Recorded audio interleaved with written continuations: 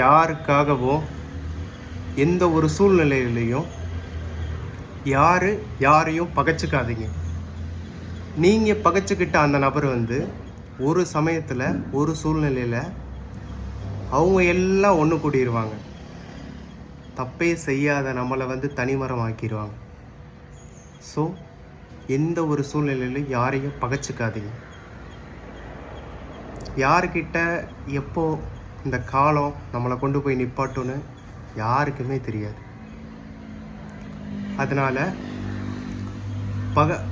பகைச்சிக்கிறது வேணாம், அன்பாகவே போயிடுவோம். அன்பு செஞ்சு பாருங்கள். அதை விட பெரிய ஒன்று இந்த உலகத்தில் கிடையவே கிடையாது.